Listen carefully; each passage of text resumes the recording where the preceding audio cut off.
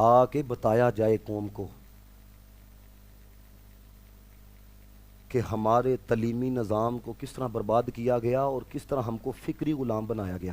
ابھی میں اس پہ گفتگو کروں گا کہ ہم فکری غلام کیسے ہیں, آپ کو لگ پتہ جائے گا.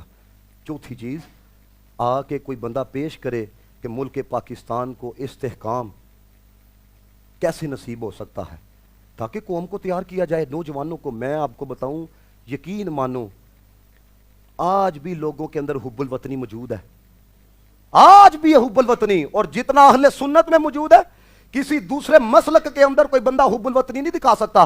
ہمارے اسلاف تھے جنہوں نے کہا تھا اگر محمد علی جناح بھی اس ملک کے حصول سے پیٹے ہٹ جائے ہم نہیں ہٹیں گے. اس میں ایک نام قبلہ پیر جماعت علی شاہ صاحب کا ہے.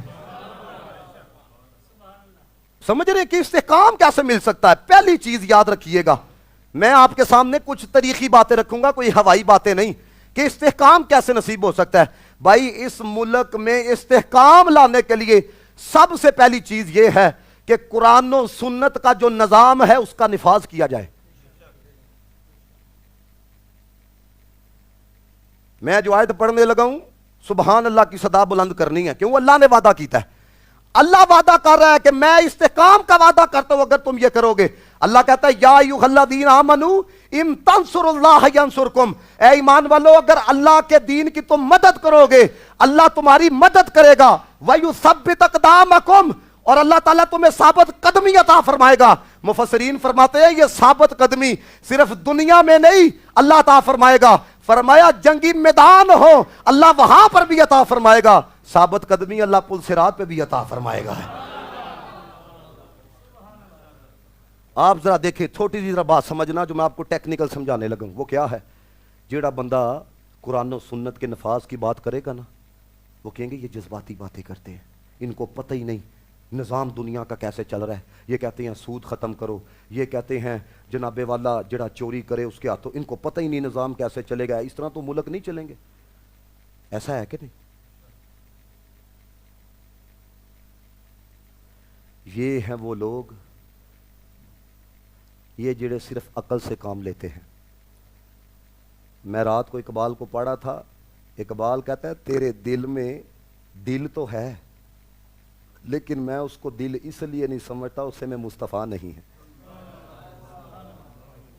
اگلا جملہ ذرا سمجھنا, کہتا دل ہے دھڑک بھی رہا ہے لیکن میں دل اس لیے ماننے کے لیے تیار نہیں, جن کے لیے رب نے بنایا ہے وہ نہیں ہے. وہ کہتا ہے یہ جڑی عقل ہے نا, عقل, یہ عقل تمہیں منزل تک لے کے جاتی ہے کہ یہ منزل ہے یہاں پہ چلنا ہے, مقصود تک نہیں پہنچاتی. دیکھو نا عقل ہے, یہ آپ کو کہے گی آپ نے پہلے سیڑھیوں سے نیچے اترنا ہے پھر یہاں سے نیچے جانا ہے. تو جو عقل ہے یہ منزل دکھانے کے لیے چراغ ہے, مقصود تک نہیں لے کے جاتی, مقصود تک عشق مصطفیٰ لے کے جاتا ہے. سمجھ رہے ہو؟ یہ آپ نظام کی بات کرو گے نا, آپ لوگوں کے چہرے دیکھنا.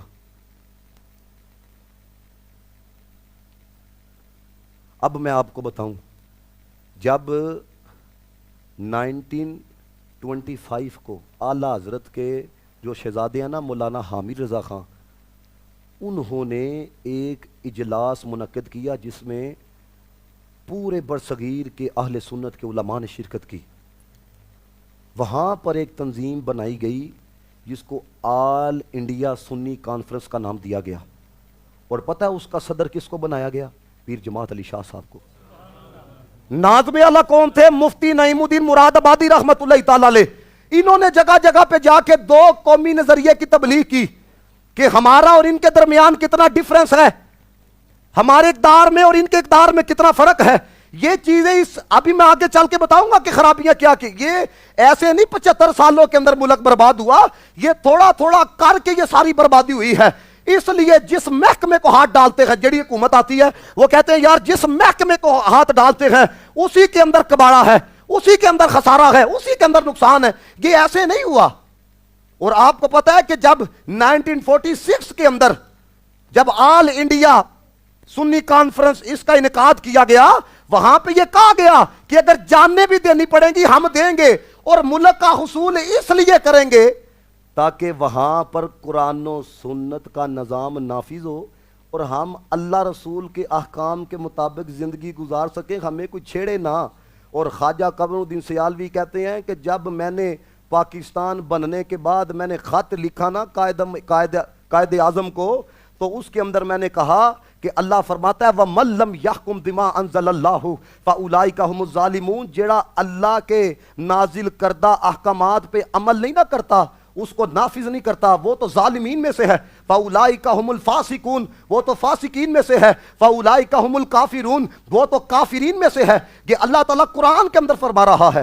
کہتے ہیں آگے سے قائد اعظم کا جو جواب آیا تھا نا، اس نے یہ نہیں کہا کہ میں یہاں پر کوئی اور قانون نافذ کروں گا، اس نے کہا جو آپ نے کہا ہے یہاں پر نظام بھی وہی چلے گا ہے۔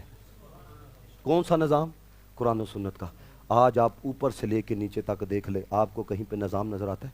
آپ کے کسی ادارے کے اندر بغیر رشوت کے کام نہیں ہو سکتا۔